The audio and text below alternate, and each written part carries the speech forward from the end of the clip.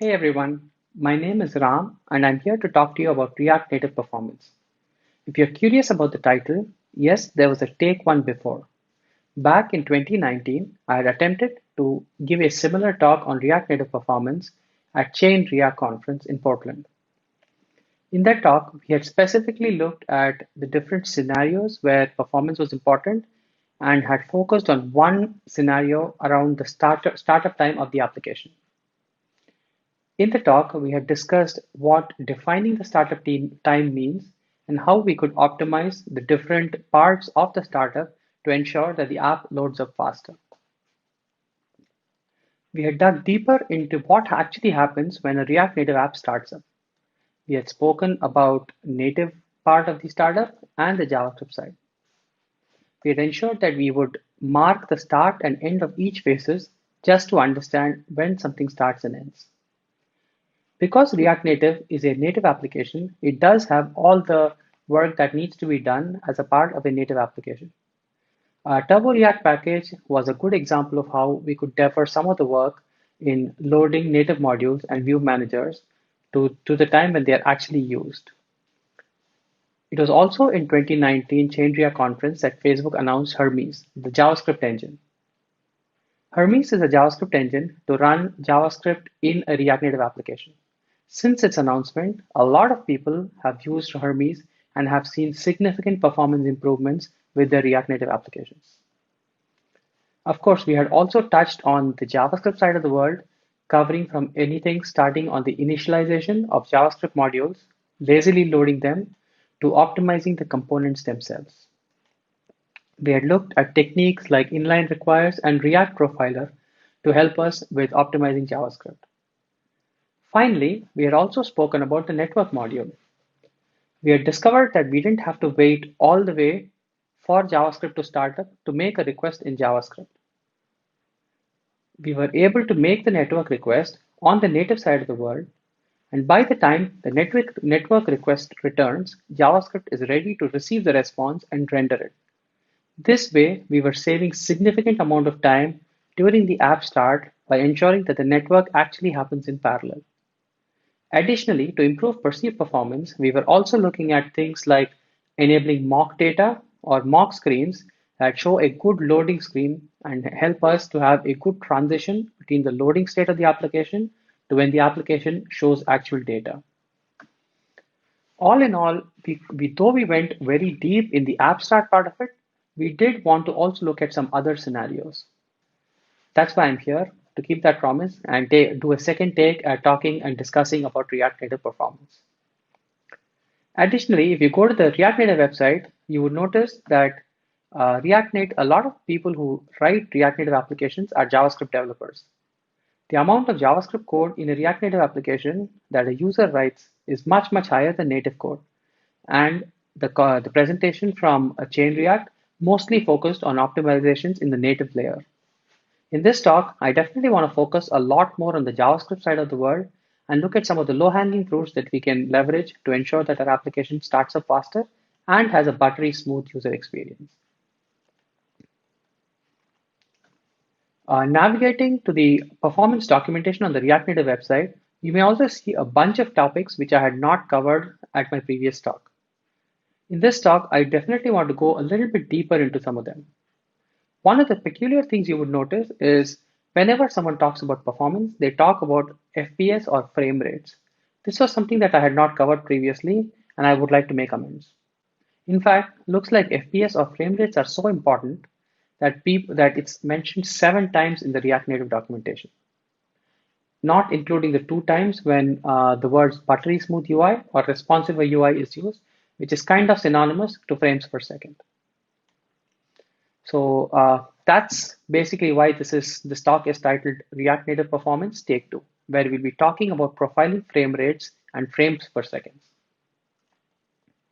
Let's get started. So let's start with a very simple React Native application.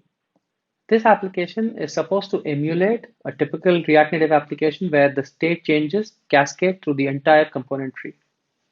In this application, you have a bunch of buttons that you can click, which updates a counter state. And then you can add multiple child components. And as you continue adding the child components, the state kind of trickles down to all of these child components. You can also click on the child components to ensure that the state trickles back up to the parent, giving an idea of what a typical up-down state management system in a React Native application can be. In any React Native application, to understand how smooth the React Native app is, people typically open up the debug menu and start the performance monitor. This shows up a nice little window at the top right corner indicating the FPS for UI and the JavaScript threads. Before we jump into optimizing performance, let's actually dig deeper and understand how these numbers are measured. How does React Native actually get these numbers, and then look at what we can do to improve these. As you may have guessed by now, React Native basically runs on two threads. The UI thread, where most of the user interface elements are displayed and rendered, and the JavaScript thread, where most of the business logic is rendered. If you want to calculate frames per second, you would typically look at any of these threads and try to calculate the starting time of a frame, or every time a frame happens. Basically, what you need is a callback on every frame where you record the start time of the frame. Once you have this information, you can then aggregate it to figure out how many frames were present in a second and show that information across time. React Native FPS counter does something similar. It has a frame callback that the Android or the iOS system gives React Native, which is called on every frame. This frame callback records the start of the frame and uses that information to display the UI FPS. On the JavaScript side, it also calls the JavaScript update callback to understand if there was any JavaScript method running during that frame. In fact, what it actually does is it looks at the bridge or the UI manager to see if there was any JavaScript executed or if any batch was processed from the bridge when a frame happens. In case some JavaScript is taking too long, the next batch of JavaScript calls from the bridge cannot be queued, mostly because JavaScript is single-threaded. As a result, you would not have JavaScript running on that frame, indicating that the JS FPS goes down and JavaScript on that frame was dropped. This is how the two numbers at the top right corner are displayed. You may also be able to see this information if you open up systrace. While you don't see the exact FPS numbers, you'll be able to see what exactly happens at each instance as your application continues to work. The way systrace works is that you add a start and an end marker for any event, and they are displayed across a timeline in form of a flame graph. At the start of the talk, I promised that I'd be focusing on JavaScript this time. So let's dig a little bit deeper into JavaScript to see what kind of information can we get. As you can see, the JavaScript systrace is not very dense. The reason for that is for any systrace event, you would have to add a start marker and an end marker. Unfortunately, there are not many built-in markers for JavaScript, and you as a developer of a React Native application may have to add a little more. This kind of gets cumbersome as you cannot simply add markers at the start and end of every function. With that in mind, wouldn't it be simpler if the JavaScript system had a mechanism similar to the UI thread, where you could get like a callback on every frame, and then you could just record what was happening? Though the JavaScript thread doesn't understand frames because there's no UI associated with it, you can definitely do some kind of sampling at regular intervals just to understand what happens during that point of time. Because this is JavaScript, one function calls another, and you can actually not just get the top stack frame or function, but the entire call tree just to understand what methods were called and what was the flow of logic. Now here, you can also start approximating from the start point to the end point, indicating that this was the entire time when the JavaScript function ran. Now, of course, the JavaScript function might terminate in between the time intervals, but that's okay because the time interval is usually narrow enough that this would not make a lot of difference. What you could do is you could start drawing bars across these to indicate when does a function start and end. And you can see that soon this starts to become like a flame graph. This flame graph now helps us understand how long a JavaScript function runs and what are the functions that this specific function calls to get us the entire call tree. This lets us understand how fast or slow any JavaScript function is executing. This is the basic principle of a sampling profiler. Almost all JavaScript engines today have a sampling profiler. In fact, using a sampling profiler to debug performance issues on the web is very common. People typically open up the Chrome browser, go to the performance panel, and the JavaScript information that they get is from the sampling profiler. React Native also has sampling profilers both on iOS and on Android. On Android, if you're using Hermes, you could open up the debug menu and select Enable Sampling Profile. This starts a sampling profiler, and then you can continue to act on the application, going through the workflow that you think is not smooth or is not responsive. Once you're done with this, you can stop recording, and you would now have a file that has the sampling profiles, which tells us what are the different kind of functions that are being called at those regular time intervals. The React Native CLI also has a command to pull this and convert it in a format that you can display in Chrome. You can just do React Native profile Hermes, which goes, looks at the files, pulls it out, applies source map to it, and gives it to you in a format that you can open up in Chrome. Once you open up this file in the Chrome performance panel, you can actually see a flame graph like this. Zooming into it a little bit, you can see the different functions that are being called, including the time that any native function could take. Now, this is pretty interesting because native functions here, colored in purple, let you figure out how much time is JavaScript waiting before you make a call to native function and get back from it. Additionally, there are a bunch of other colors here to help you distinguish between React and React Native's built-in functions, native code, and any userland code or any code that you might have written. This is an interesting visualization to understand the JavaScript thread and how busy it is. You can look at the various functions at any given point of time and can determine if a function takes too long or is being called too frequently. The Chrome profiler view also has ways to filter this according to the function that's called the most number of times or the function that takes the longest duration.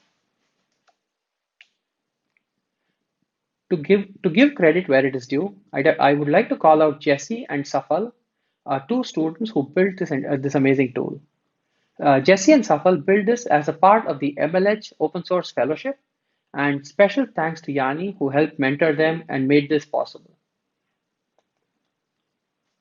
This is possible not only on Android but also on iOS. On iOS, you'd open up Safari and attach to the JS context running on the emulator. Then you can go into the timeline and start recording. Once you've started recording, you can continue to use the app as usual, going through the typical flows that seem to be unresponsive and collecting samples. After you're done, you can stop recording, and the view here displays the different samples, including the times and the call stack. Unfortunately, the format here is not super simple to parse, and I believe that this is a good open source project for someone to convert the iOS sampling profile to something similar to the Android one. Using this information, you can actually look at what's happening on the JavaScript thread. However, this can be a little bit noisy because it shows you every single JavaScript function. If you had to take a step back and if you wanted to see the bigger picture, another option that you could use is the React profiler. The React profiler is a sampling profiler specifically for the React applications, and it gives you more information about what happens internally on the React side of the world. Earlier this year, we enabled Flipper for all open source applications. You could use that to show the React profiler. Now, the way you would do it is you would install Flipper from the Flipper's website, go to the DevTools and click on Profiler tab. Then you can start recording and continue to perform your actions.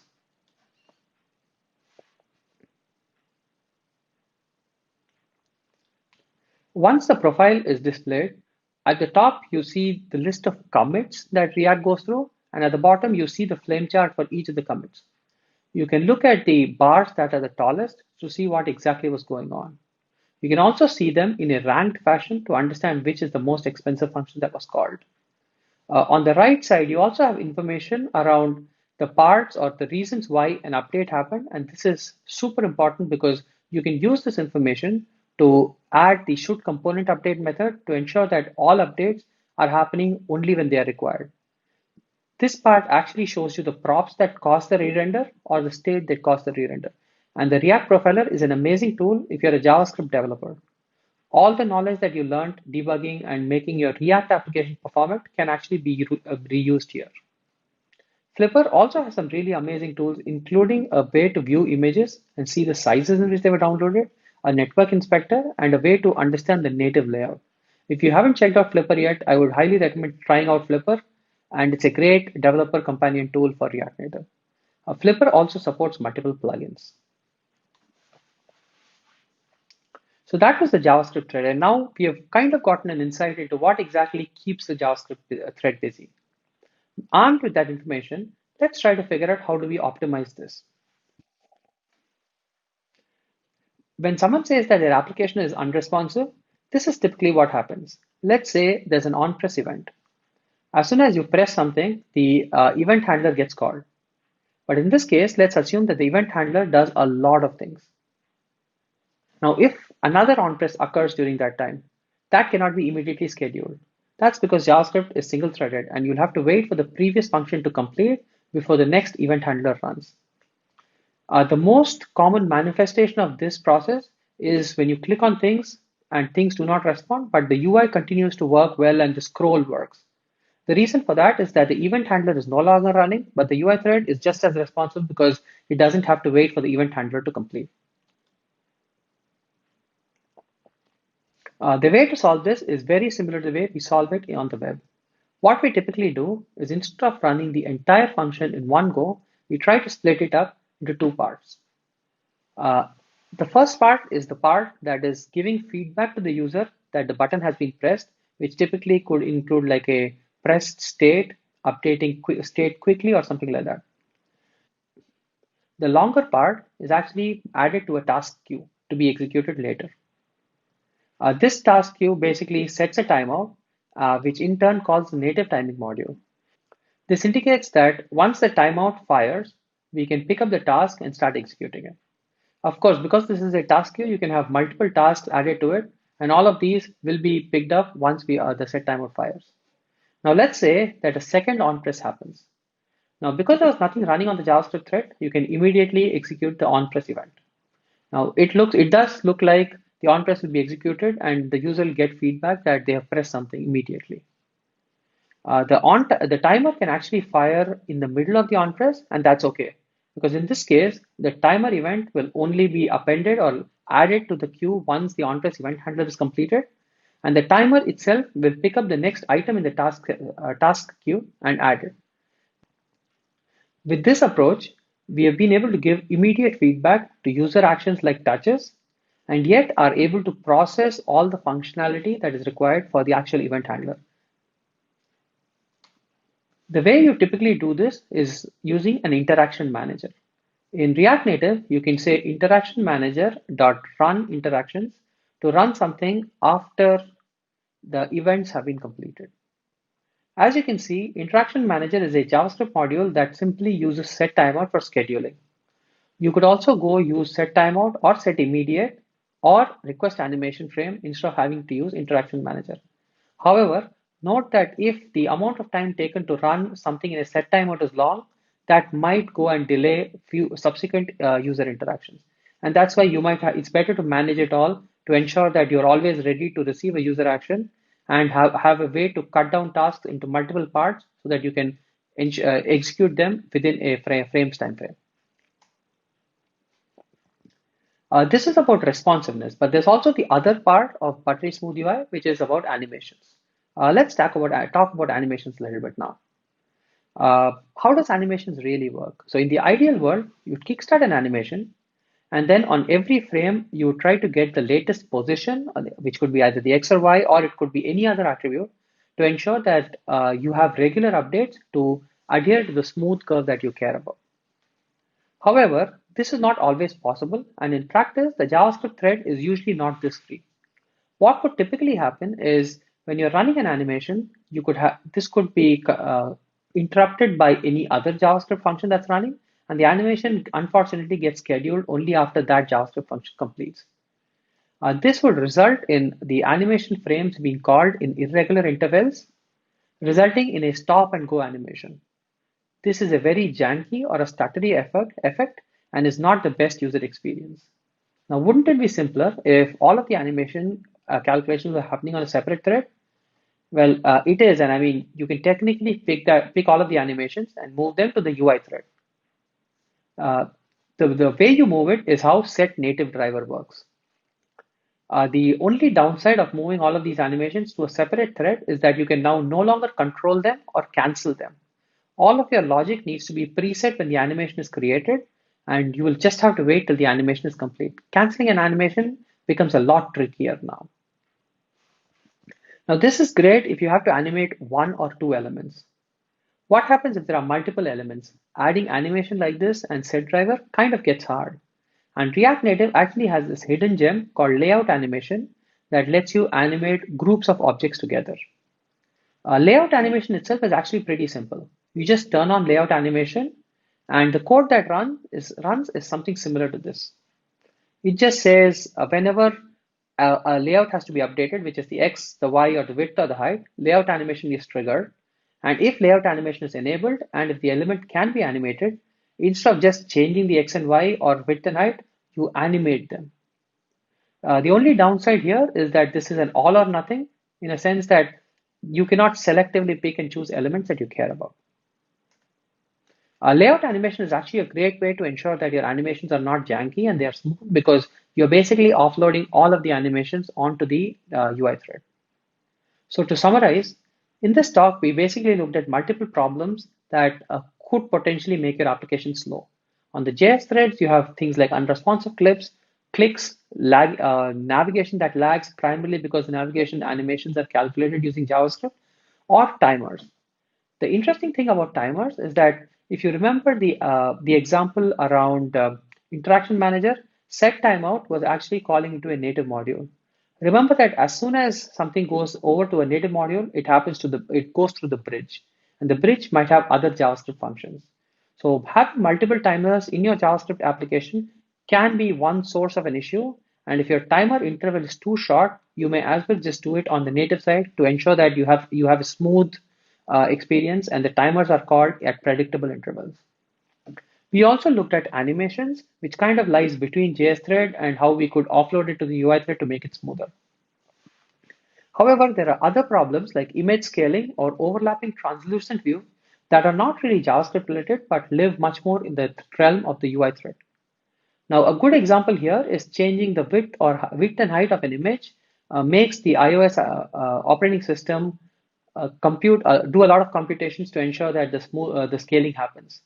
Now, if this is something that you do often, you might want to rasterize it, or basically say that you might want to put it in the GPU memory so that you are not actually affecting the layout as much.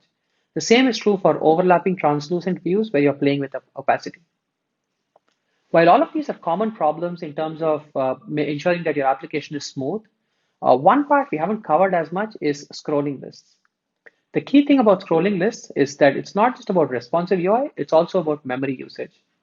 At the end of the day, most mobile applications eventually end up being a list of lists. There might be a really, really large amount of data, and the trick here is to ensure that you only display the data that's relevant, thereby conserving memory, and ensuring that because you're conserving memory, you're not doing extra computation when you have to add or display new items in the list. So I would love to jump into scrolling lists, but looks like I'm out of time. So I guess we should probably wait for a take 3 of my version of the talk. All jokes apart, I think scrolling lists is a little more complex topic and it might warrant a talk of its own. That's pretty much all I had. This is my Twitter handle.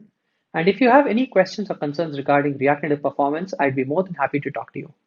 In fact, recently, I've been helping a few folks and companies with one-on-one sessions where I discuss the React Native performance problems, and in turn, they blog about it to ensure that everyone else in the community benefits. So if you have a performance problem in a React Native application, I'd be happy to talk to you with the caveat that once you've solved the problem, please do blog about the experience so that we can make the React Native documentation better and also help others to learn from your experience. That's all. Thank you. Bye-bye.